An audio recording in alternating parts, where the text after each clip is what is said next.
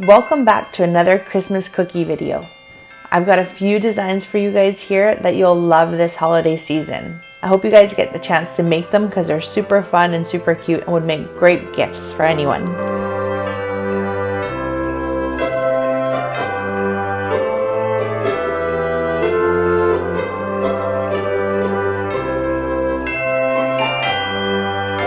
So this is what we'll need. You'll need your cookies, tipless bags, a scribe tool or a toothpick if you don't have one, some scissors, and of course your colors. Here I've got my colors in an outline and a flood consistency. If you need help on consistencies, I'll link my consistency video below. So first things first is we need to cut our tipless bags. So make sure that you've got your seam facing upwards in the middle of your bag and squish your tip flat and make a small cut at the end of your bag. So we're going to touch down on our cookie and outline the edge of the cookie. Take your time and go around slowly. And you can see I've lifted my bag up to get a nice smooth line. If I pipe too close to my cookie, you won't get that smooth straight line. So I want to keep it up. And as I come to the end of my outline, I slowly lower my bag before I get there and touch down where I've started. You can always go in and fix the outline where you've touched the end and the beginning together and smooth it out with your scribe. So here I've got my flood consistency. This is a little bit thicker than I usually have because it is a smaller cookie than I usually make and I don't want to over flood it. So this one we are going to put a few drops of red icing in it while it's still wet, so I don't want to fill the cookie up too full of icing. So I'm just going to kind of roughly go around here. You see there's a little bit of gaps in the icing and I'm just going to run my scribe. Not really scraping the cookie, just hovering above just to get the icing smoothed out.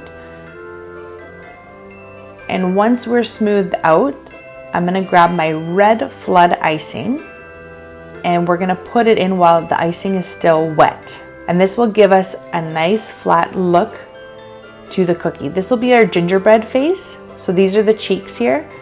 And you can go in with your scribe if you have a little peak of icing just to smooth it out. And then we're going to put this aside and let it dry and add some details later.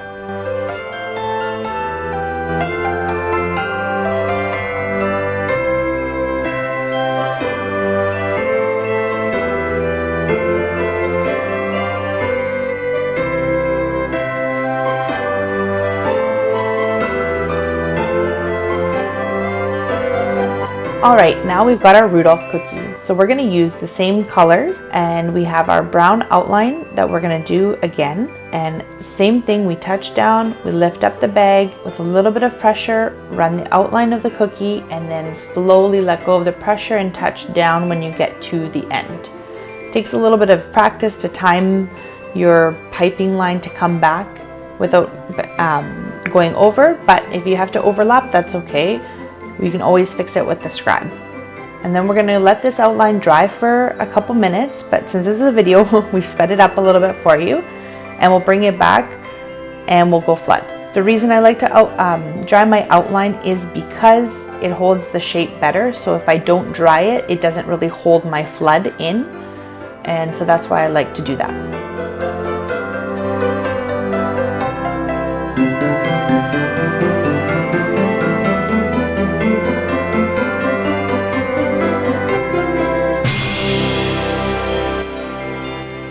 So I've let this dry for a little bit so that the top has crusted over and I'm going to add my details. So we're just going to put a couple of antlers on here and some eyes and we'll do his nose. All my consistencies here that I'm using are my outline consistency. They're thicker so that they hold their shape. Again, these are very small details, so we want them to make sure that they hold their shape and not just run like a flood icing would.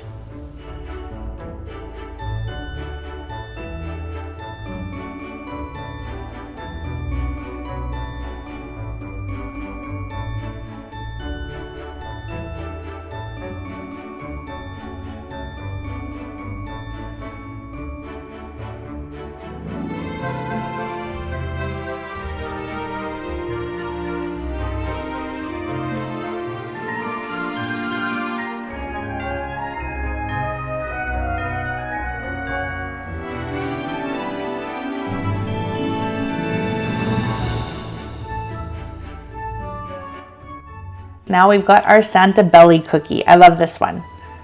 Okay, so you can start with your outline again, and once in a while you get bubbles in your bag or your stream of icing breaks, especially when it's your outline.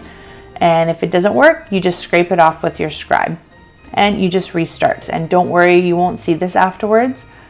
It'll be covered by your icing. Once in a while you get a little bit of icing on the end of your tip, and it makes it a little bit messy when you go to pipe outlines on your cookie. So then you can just use a paper towel. I use a little bit damp paper towel and just to clean up the tip so that it's clean when I'm starting my outline. Once again, we'll outline, I'll let it dry for a few minutes, and then I'll come back and flood. Normally, if I was doing these on, by myself without filming, I would do all the outlines of my cookies first. And then by the time I go back to flood the first cookie, the outline should be dry enough to continue. But because this is a video, I'm just doing one cookie at a time for you guys. But you don't see that I actually do leave these to dry, the outline and also the flood when it crusts over. I always put them aside and I work on the other cookies while those ones are drying so that I'm not sitting and wasting kind of time waiting around.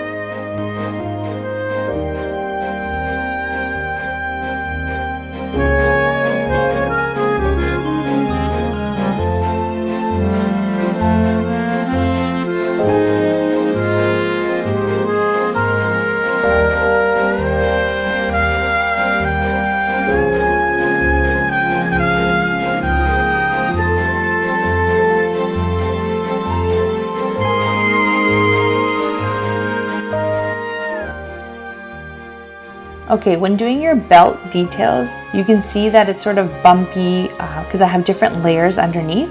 So I'm just using my outline consistency, and I've done a rough outline of where I want the belt to be, and I'm just gonna go over it and put a little bit more pressure on my bag just to make it a thicker line.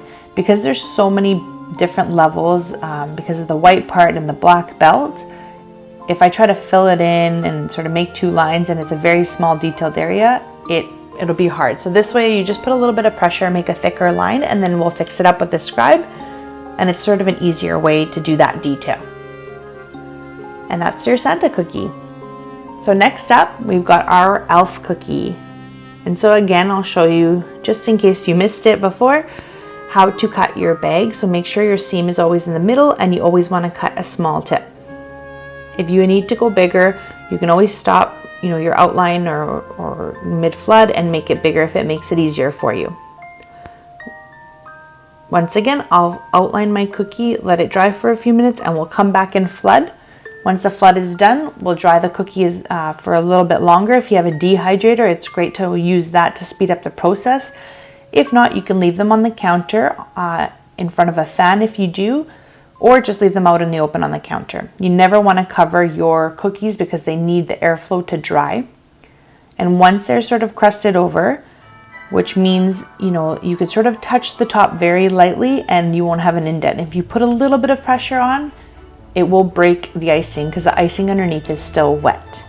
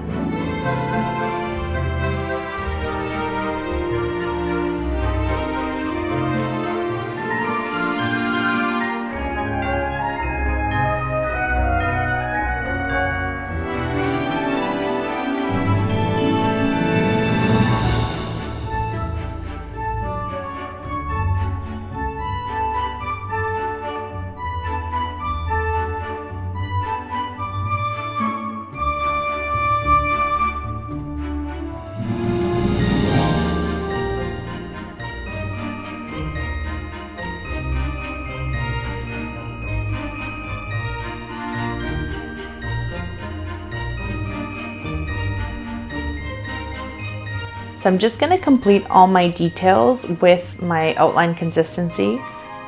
Once again, these are really small cookies, and when you have a small area that you even need to flood, you can do it with your thicker icing consistency, because what happens is it's such a small area that it's very easy to smooth out. When you're doing a larger area, you need a looser flood to smooth out, but when you're doing a tiny little area here, The more that you wiggle and jiggle that icing, the more it settles. So it's very easy to do when it's such a small area.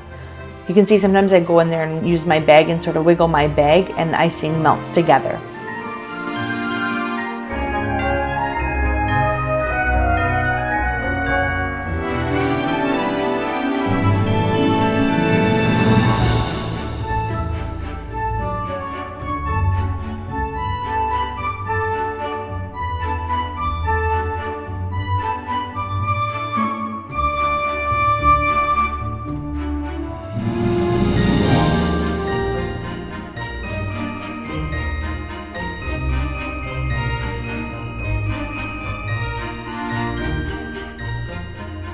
If you're a beginner, it's easier to do a thicker outline than a thinner outline. So just keep that in mind. And you don't always have to go right to the edge of the cookie. You can go a little bit inwards from the cookie. Same thing with your flood. You don't want to have a huge hole in your bag, because then it's very hard to control how much flood is coming out until you get your consistency down and you're comfortable with, using a piping bag and putting pressure with it. So always start a little bit small.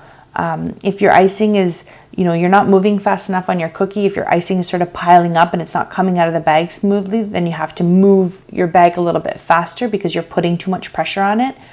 If your icing is too flowy, then don't put too much pressure. If your icing is on the thicker side, you'll have to put more pressure on your bag. So just play around with it and get comfortable with feeling the bag and the pressure and your icing consistencies. So here I've got my stiff outline consistency icing, and this is, you can do any design here for a snowflake. I'm just going to do something simple here, and when I do the details, what I'm going to do is put a little bit of pressure on the bag to be able to do the edges of the snowflakes. And so what it is once I've finished all my outlines, I put a little bit of pressure on the bag, and then I pull away, and then again put pressure, pull away, pull pressure, and pull towards that line. So all I'm doing is putting a little bit of pressure on to build up a bubble, sort of a little bit of icing, and then I pull towards the line so that my line comes a little bit thinner. This is called pressure piping, as you're putting pressure and then letting go to make different designs.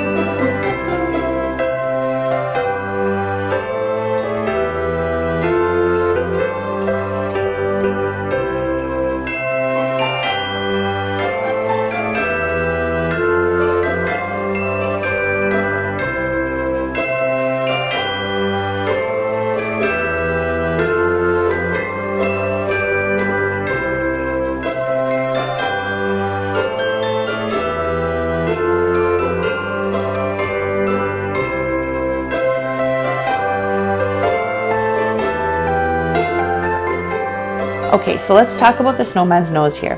When I have really small details to do, I always use my outline consistency and I'll sort of outline and then I'll flood right away.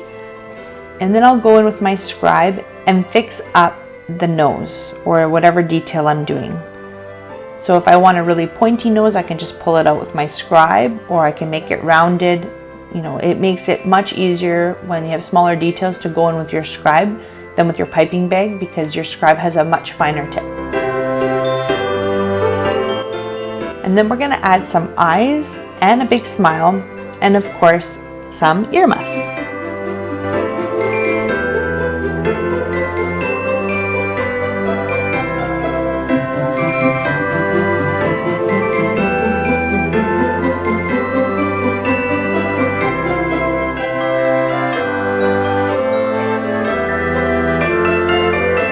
Okay, so for the earmuffs, we're going to add the sides first, just so I know where to connect my line for the top part. So I'm going to go from one and just do one line. And again, I'm always picking up my piping bag to get a smooth line. It gives us a nice smooth curve instead of a sort of wiggly icing curve. And then I'm going to go in closer and follow my line to do a second line sort of right beside it. And then go back one more time right on top. And I'm going to put a line sort of right over those two lines, just to make a thicker line. It's hard to get these very, to do an outline and then fill it when they're such small, narrow parts. So I just go in with my outline consistency, and as long as you work somewhat quickly, you can smooth it all with your scribe. Again, thank you guys so much for watching. If you guys try to make these designs, I'd love to see them. And if you have any questions, as always, you can ask them below. Happy baking!